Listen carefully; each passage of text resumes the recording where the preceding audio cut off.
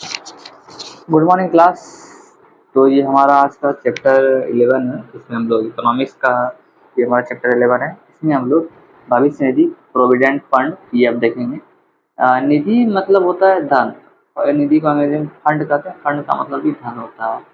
तो ठीक है, तो इसके बारे में देखेंगे। तो प्रोविडेंट फंड इसका स्थापना कब हुआ है? 1952 में हुआ। 1952 में इसका स्थापना हुआ है। 1952 में प्रोविडेंट फंड जो है भविष्य निधि का स्थापना हुआ है। पी जो है प्रोविडेंट जो है पी खाता खुलता है, और इसमें यूएएन होता है, यूनिवर्सल अकाउंट नंबर होता है। जो इसमें क्या होता है आपका यूनिवर्सल अकाउंट नंबर होता है। पीएफ का जो है खाता खुलता है, ठीक है। इसका जो है आपका खाता खुलता है पीएफ का, और खाता खुलता है, और इसमें आपका यूएएन नंबर होता है, यूनिवर्सल अकाउंट नंबर होता है। किसी कंपनी में काम कर रहे कर्मचारी का 12% पैसा कट जाता है इसमें, ठीक है। इसमें जो है किसी कंपनी में आप काम कर रहा है, तो उस कंपनी का उसका जो वेतन का 12% पैसा कट जाता है। आप खुद से अधिक 12% से उस कंपनी को पीएफ डाल देती है, और ये उसे पूरे पैसे को सालाना ब्याज दिया जाता है। उसके पूरे पैसा पे सालाना ब्याज दिया जाता है, ठीक है। पीएफ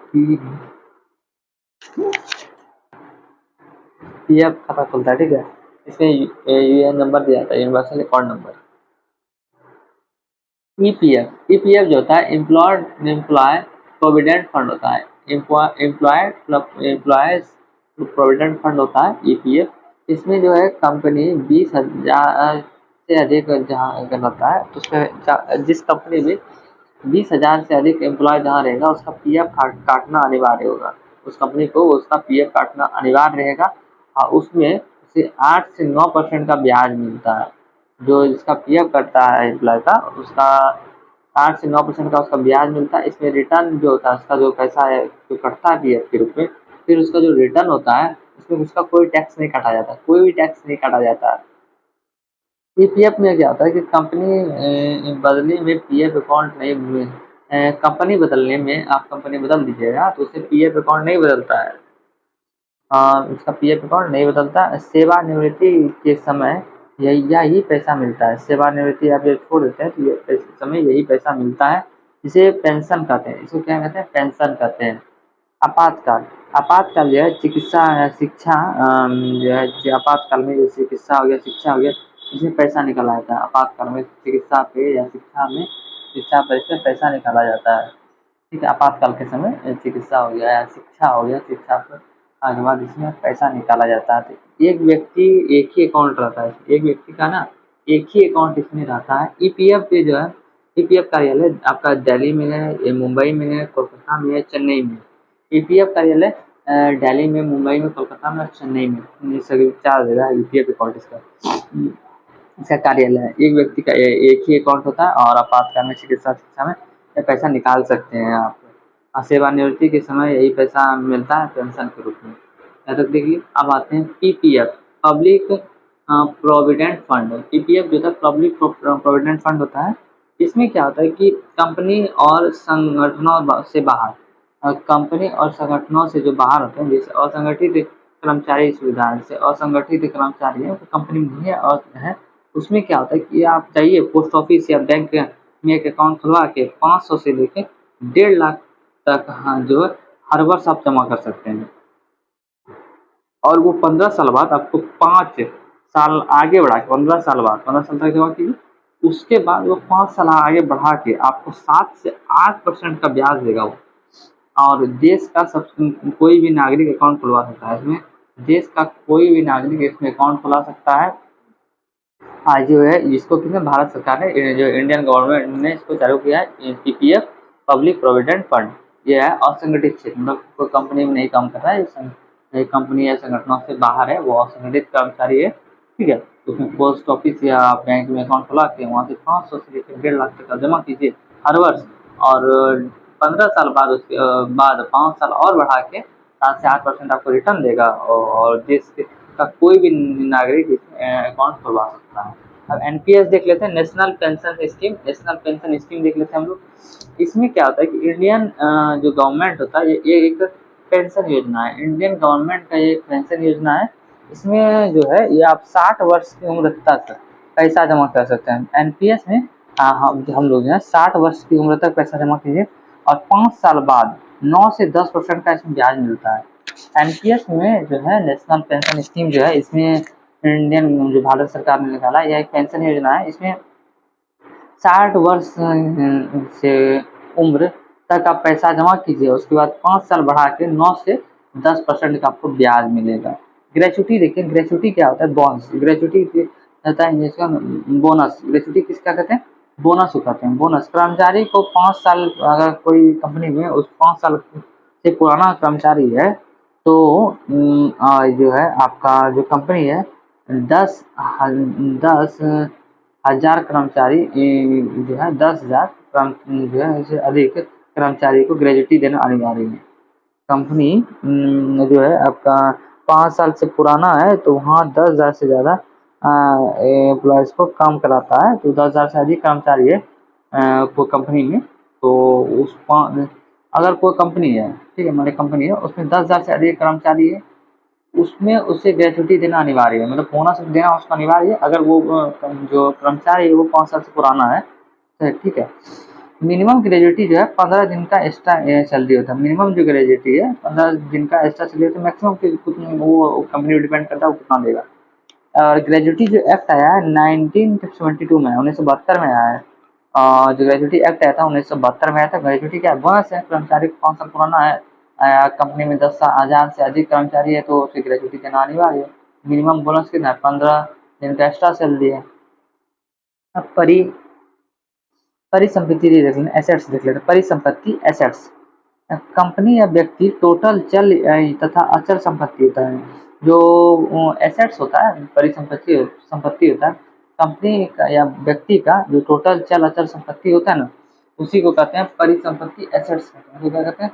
परिसंपत्ति या एसेट्स कहते हैं, ठीक है। तो यहाँ हो गया एसेट्स। पूंजीगत व्यय, पूंजीगत व्यय जो होता है कैपिटल एक्सपेंडिचर, इसमें यह दीर्घकालिक होता है या 1 साल या 1 साल से अधिक का भी होता है। जो पूंजीगत व्यय जो होता है, कैपिटल एक्सपेंडिचर जो होता है, ये दीर्घकालिक होता है या 1 साल या 1 साल से अधिक का के लिए होता है। कंपनी अपनी संपत्ति को खरीदने या अपग्रेड करता है। इसमें जो कैपिटल एक्सपेंडिचर में क्या होता है, इसमें पूंजीगत व्यय क्या हुआ, वो आप कंपनी का या कंपनी को खरीद लेगा या संपत्ति को खरीदने, इसमें कंपनी क्या करेगा कि संपत्ति को खरीदेगा या उसको अपग्रेड करेगा। जैसे संपत्ति में आता है आपका उपकरण हो गया, कोई उपकरण ले लिया, भूमि हो गया, कंप्यूटर हो गया, फर्नीचर हो गया, सॉफ्टवेयर हो गया, इसको खरीदेगा, ठीक है। जो कंपनी का ये खरीदेगा, संपत्ति को खरीदेगा, यही संपत्ति ना हुआ और इसी को अपग्रेड करेगा। तो पूंजीगत व्यय भी कंप्यूटर दीर्घकालिक होता है, 1 साल या 1 साल से अधिक का होता है, के लिए किया जाता है। इसमें कंपनी की संपत्ति को खरीदता है, अपग्रेड करता है। संपत्ति में आपका उपकरण हो गया, भूमि, कंप्यूटर हो गया, फर्नीचर, सॉफ्टवेयर आदि को खरीदता है। अब आते हैं एमएनसी। एमएनसी क्या होता है? Multinational company. एमएनसी क्या होता है? Multinational company. वैसी कंपनी जो है बहुत से देशों में रहती है। जो एमएनसी क्या होता है? मल्टीनेशनल कंपनी होती है। तो वैसी कंपनियां जो बहुत देशों में रहती है, बहुत से देशों में रहती है, बहुत से देशों में रहती है, तो मल्टीनेशनल कंपनी कहलाती है। एमएनसी, एमएनसी मल्टीनेशनल कंपनी, बहुत वैसी कंपनी जो बहुत से देशों में रहती है। तो याद रखिए। अब इसका आगे देखते हैं। लेआउट, लेआउट क्या होता है? छटनी। लेआउट मतलब छटनी होता है। कंपनी जो है लेआउट करती है। इसमें क्या होता है कि सीमांत राजस्व होता है, एमआर होता है, अगर वो कम होने लगता है तो लगातार घाटा होने लगता है कंपनी को, तो वो क्या करती है, मजदूरों को वो धीरे निकाल देती है। फिर कहते हैं लेआउट, छटनी कहते हैं, छटनी। जैसे कंपनी का कोई उसका जो सीमांत है, मार्जिनल जो रेवेन्यू है, उससे भी कम होने लगता है, तो वो क्या करती है, लगातार घाटा होने लगता है, तो क्या कहते हैं, मजदूरों को वो निकाल देती है, मतलब धीरे धीरे निकालने देती है, ठीक है। तो ये लेआउट देख लिए हम लोग। अब आते हैं नई आर्थिक नीति। जो नई आर्थिक नीति है 1991 में जो आया है नई आर्थिक नीति, इसके बारे में हम लोग देखते हैं। इसमें हम लोग प्राइवेटाइजेशन और आपका और जो है ग्लोबलाइजेशन और आपका है लिबराइजेशन जो है, इस सब के बारे में देखते हैं। चलिए शुरू करते हैं। नई आर्थिक नीति जो है 1991 में आया था। इसमें जो प्रधानमंत्री है नरसिम्हा राव है। इसमें प्रधानमंत्री कौन है? नरसिम्हा राव है। इसके वित्त मंत्री कौन थे? मनमोहन सिंह। इसके वित्त मंत्री कौन थे? उस समय जो इसके नई शिक्षा नीति जब आया था 1999 में, उस समय प्रधानमंत्री जो थे नरसिम्हा राव थे और फिर वित्त मंत्री मनमोहन सिंह थे। ठीक है। देश में स्वतंत्रता के बाद, जो स्वतंत्रता के बाद विदेशी कंपनियों का व्यापार बंद कर दिया गया था। जब देश में स्वतंत्रता हुआ, स्वतंत्रता के बाद विदेशी कंपनियों का व्यापार करना बंद कर दिया था और गवर्नमेंट लुभावनी योजना लाई। गवर्नमेंट ने लुभावनी योजना लाई और खर्च बढ़ा, जिसमें सरकार ने ध्यान नहीं दिया। इसमें क्या हुआ? सरकार ने ध्यान नहीं दिया और इसमें 1991 में गवर्नमेंट के पास 15 दिन का पैसा बचा। जब गवर्नर ने लुभावनी योजना लाई और खर्च बढ़ा तो सरकार ने इस पर ध्यान नहीं दिया और 1991 में गवर्नमेंट के पास 15 दिन का पैसा बचा था। कितना दिन का पैसा बचा था? 15 दिन का पैसा बचा था। गवर्नमेंट ने बैंक ऑफ इंग्लैंड से सोना गिरवी रखकर 300 करोड़ लाया था। गवर्नमेंट जो भारतीय सरकार ने, तो government of bank of England में सोना गिरवी रखकर 300 करोड़ लाया था और इसके तहत 3 सुधार किए गए थे। इसके तहत 3 सुधार किए गए थे। निजीकरण, प्राइवेटाइजेशन, जो है गवर्नमेंट 100% अपना सामान जो है गवर्नमेंट का इसमें 100% सामान रहेगा गवर्नमेंट का, और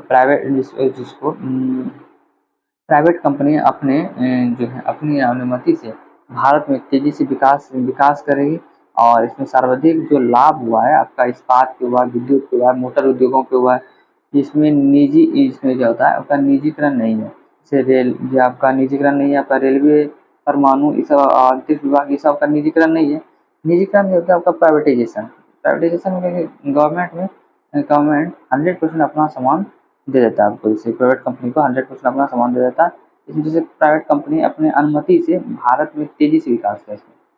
ठीक है। इसमें गवर्नमेंट का कुछ नहीं होता है। इसमें सर्वाधिक जो लाभ हुआ है निजीकरण में, प्राइवेटाइजेशन में, इस्पात पे हुआ है, विद्युत पे, मोटर उद्योग पे हुआ। आज जो निजीकरण हमारा नहीं है, जैसे रेलवे हमारा निजीकरण नहीं है, और ठीक है, एयर इंडिया तो भी निजीकरण हो गया, टाटा को दे दिया गया। उसके बाद परमाणु आपका जो है ये आपका भी निजीकरण नहीं है और अंतरिक्ष विभाग भी निजीकरण नहीं है। आते हैं वैश्वीकरण। वैश्वीकरण में क्या था, विदेशी कंपनियां जो है वो भारत में आने की अनुमति मिला है। विदेशी कंपनियों को भारत में आने की अनुमति मिला। इसमें बढ़ावा दिया गया। सरकार ने आयात जो शुल्क है उसको घटा दिया। इसमें आयात जो शुल्क है, जो आयात शुल्क है, आपको उसको घटा दिया।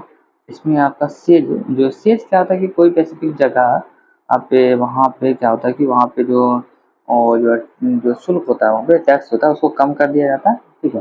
तो उससे क्या होता है कि कंपनियां जो वहाँ पे आने लगती है, जिससे वहाँ का डेवलपमेंट ज़्यादा होता है। जैसे आपका नोएडा हो गया, आपका गुड़गांव हो गया। ठीक है। विदेशी कंपनियां आने से भारत में छोटे मोटे जो है व्यापारियों को स्पर्धा मिला। जब विदेशी कंपनियां जब भारत में आई तो भारत में छोटे मोटे जो व्यापारियों को स्पर्धा हुआ। ठीक है। सर्वाधिक लाभ जो है इसमें इंटरनेट को हुआ, जैसे 1995 के बाद हुआ। अब बैंकिंग को हुआ, आईटी उद्योग को हुआ, ये सबको ना सर्वाधिक लाभ हुआ। वैश्वीकरण जब हुआ, जैसे विदेशी कंपनियां भारत में आई। इसमें कृषि पर नकारात्मक प्रभाव पड़ा। किसान उन फसलों को उगाने लगे जिन फसलों को विदेश में अधिक मांग था। जैसे किसान उन फसलों पर ज़्यादा जोर देने लगे, इसका विदेश में अधिक मांग था। जिससे अधिक से अधिक मुनाफा किसानों को होने लगा। जिससे क्या हुआ, अधिक से अधिक किसानों को मुनाफा होने लगा और इस कारण खाद्यान्न में कमी हुआ और अनाज महंगे हो गए। इस कारण क्या हुआ कि खाद्यान्नों में कमी हो गया तो अनाज क्या होगा, महंगा होगा। वैश्वीकरण से हम अधिक निर्यात नहीं कर सकते। वैश्वीकरण से हम लोग अधिक निर्यात नहीं कर सकते हैं और इसमें घाटा बढ़ा। वैश्वीकरण से हम अधिक नहीं कर सके। इससे क्या होगा, व्यापार में घाटा होने लगा, बहुत अधिक घाटा हो गया। उदारीकरण देख लेते हैं। लिबरलाइजेशन, इसमें निजी तथा विदेशी कंपनियों को छूट मिलता है। इसमें लाइसेंस का जो उतना जरूरी नहीं है। इसमें आयात और शुल्क जो होता है उसको घटा दिया जाता है। जो है लिबरल हो जाती है सरकार, लिबरल हो जाती है, मतलब कि उतना भी लाइसेंस का सिर्फ नहीं देखती है सरकार। आप आइए, उद्योग लगाइए, इसमें जो आयात जो शुल्क होता है ना, उसको सरकार घटा देती है, ठीक है। ये निजी तथा विदेशी कंपनियों को छूट मिलता है इसमें। यहाँ तक हम लोग देख लिए आपका नई आर्थिक नीति 1991 का। अब आते हैं हम लोग पूंजी पूंजी बाजार देखते हैं। कैपिटल मार्केट जो होता है, इसमें क्या होता है कि बाजार प्रारंभ के लिए बहुत अधिक धन की लागत होता है इसमें। पूंजी बाजार में होता है, कैपिटल मार्केट में बाजार अगर प्रारंभ के लिए बहुत अधिक धन का इसमें लागत होता है। और इसमें से इस्पात हो गया, तेल शोधक कारखाना हो गया, वायुयान हो गया, इस सब में अधिक धन लगेगा। पूंजी बाजार हो गया, कैपिटल मार्केट हो गया, बाजार को प्रारंभ करने में बहुत अधिक धन लगेगा, ठीक है। इस्पात, तेल शोधक कारखाना, वायुयान। अब विनिवेश क्या होता है, री इन्वेस्टमेंट होता है, सरकारी संपत्ति को निजी हाथ में बेच देना। जैसे एयर इंडिया में बेचा गया, तो क्या हुआ, विनिवेश हुआ, री इन्वेस्टमेंट हुआ, सरकारी संपत्ति को निजी हाथों में बेच देना। सरकारी संपत्ति को निजी हाथों में बेच देना, री इन्वेस्टमेंट होता है, ठीक है, विनिवेश होता है। अब इसके आगे देखते हैं हम लोग। टैरिस क्या होता है, आयात पर लगने वाला जो टैक्स होता है उसी को कहते हैं टैरिस। टैरिस क्या होता है, आयात पर लगने वाला जो टैक्स होता है उसी का कहते हैं टैरिस कहते हैं। टैरिस क्या कहते हैं, आयात पर लगने वाला जो कर होता है उसी को टैरिस कहते हैं। बूम, BOOM होता है बूम। अर्थव्यवस्था में अचानक वृद्धि को ही बूम कहते हैं। अर्थव्यवस्था में अचानक जो वृद्धि हो जाता है तो उसी को बूम कहते हैं। डंप क्या कहते हैं, वस्तुओं का अचानक वृद्धि। डंप मतलब क्या होता है, डंप वस्तु का अचानक वृद्धि हो जाएगा, इससे मूल्य घट जाता है। वस्तु का अचानक वृद्धि क्या होता है, मूल्य, इसमें क्या होता है, मूल्य घट जाता है। ज़्यादा सामान हो जाएगा तो लेने वाले तो सीमित है, उससे क्या होगा कि उसमें जो मूल्य घट जाएगा। कोर सेक्टर क्या होता है, वैसे उद्योग जो अन्य उद्योगों को प्रारंभ करने के लिए जरूरी होता है। इसकी संख्या 8 होती है। कोर सेक्टर क्या होता है कि वैसे उद्योग जो अन्य उद्योगों को प्रारंभ करने के लिए जरूरी होता है, इसमें यहाँ संख्या 8 है। कोर सेक्टर जैसे बिजली हो गया, आपका स्टील आयरन हो गया, सीमेंट हो गया, कोयला हो गया, फर्टिलाइजर हो गया, पेट्रोलियम उत्पाद हो गया, गैस हो गया, पेट्रोलियम, इस सब का उद्योग जो है ऐसा ये उद्योग ऐसे है कि अन्य उद्योगों को प्रारंभ करने के लिए जरूरी है। ये सब होगा तो वहाँ पे ट्रांसपोर्टेशन बढ़ेगा, जो वहाँ का जो इंफ्रास्ट्रक्चर बिल्ड होगा, ये सब जो है कोर सेक्टर है, ठीक है। स्टील आयरन का हो गया, बिजली का हो गया, सीमेंट का हो गया, कोयला, फर्नीचर, पेट्रोलियम उत्पाद हो गया, गैस हो गया, ये सब जो है आपका पेट्रोलियम, ये सब का कोर सेक्टर है। आपका वैसे उद्योग जो और अन्य उद्योगों को प्रारंभ करने के लिए जरूरी होता है, इसकी संख्या 8 होती है, ठीक है। अब आते हैं आगे, उपभोक्ता प्रभुत्व जो होता है, इसमें बाजार में कीमत का निर्धारण खरीदार करते हैं। इसमें बाजार में कीमत का निर्धारण खरीदार करते हैं। केवल पूर्ण प्रतियोगिता में होता है, ये कहाँ होता है, केवल पूर्ण प्रतियोगिता में ही होता है उपभोक्ता प्रभुत्व जो होता है, ये बाजार में कीमत का निर्धारण खरीदार करते हैं। तो उपभोक्ता प्रभुत्व का था, मतलब अब हम बाजार में जो कीमत है वो खरीदार करेंगे, हमको खरीदना, हम इतना देना है, तो उपभोक्ता प्रभुत्व हो गया। इसमें ये केवल पूर्ण प्रतियोगिता में होता है, केवल पूर्ण प्रतियोगिता में ये होता है। परिचालन अधिशेष क्या होता है, व्यापार अधिशेष। परिचालन अधिशेष को व्यापार अधिशेष कहते हैं। इसका संबंध उद्योग से, इसका संबंध किससे है, उद्योग से है। परिचालन जो है अधिशेष या व्यापार अधिशेष, इसका संबंध किससे, उद्योग से है। इसमें होता है कि परिचालन अधिशेष में आपका धनात्मक होगा, परिचालन अधिशेष धनात्मक होगा तो उद्योग को लाभ होगा। परिचालन जो है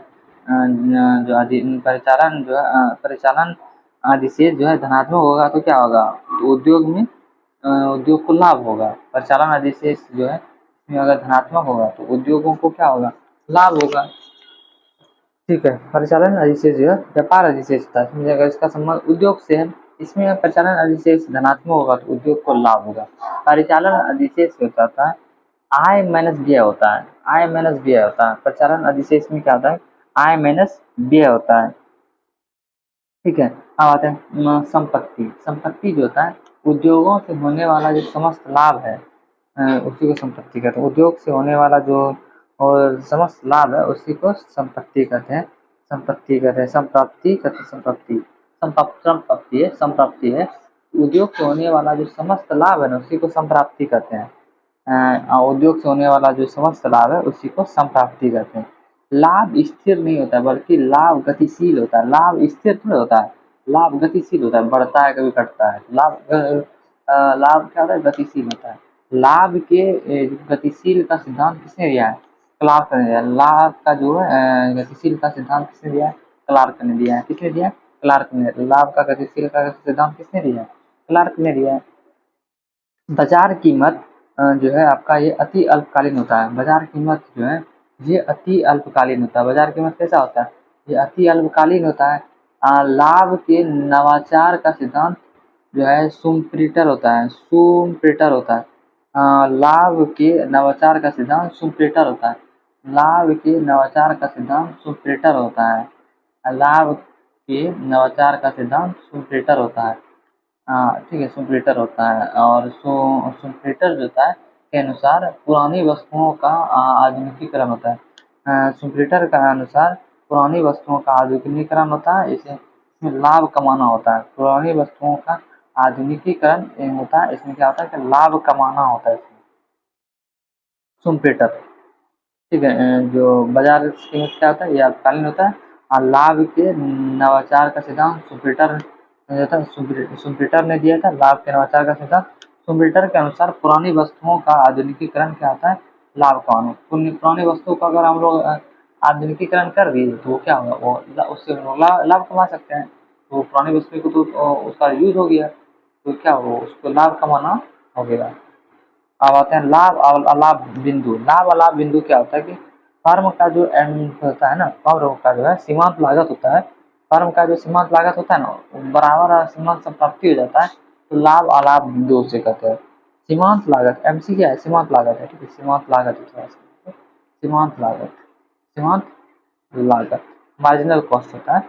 अगर फर्म का जो है मार्जिनल कॉस्ट और सीमांत संप्राप्ति अगर दोनों बराबर हो गया तो उसी को लाभ और लाभ बिंदु कहते हैं। सीमांत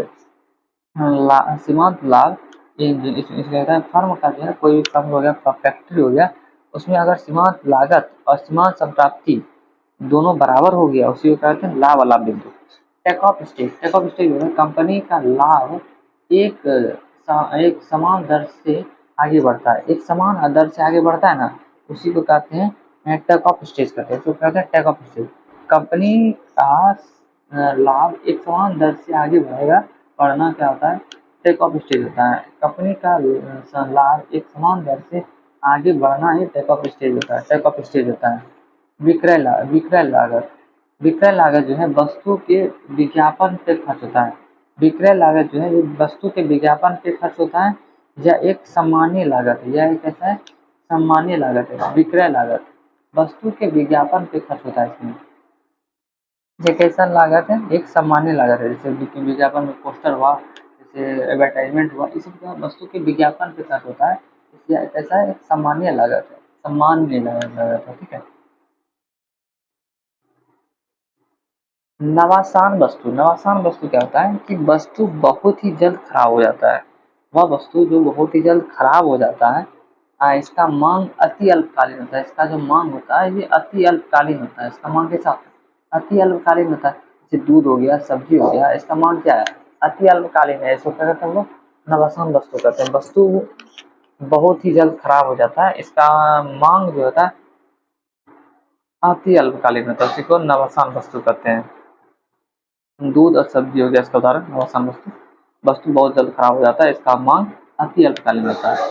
तो इसमें आपका दूध और सब्जी हो गया। तो ये हमारा जो चैप्टर था, तो ये चैप्टर हमारा कंप्लीट हुआ। इसके बाद हमका जो हमारा चैप्टर है मुद्रा है, करेंसी, उसको देखेंगे।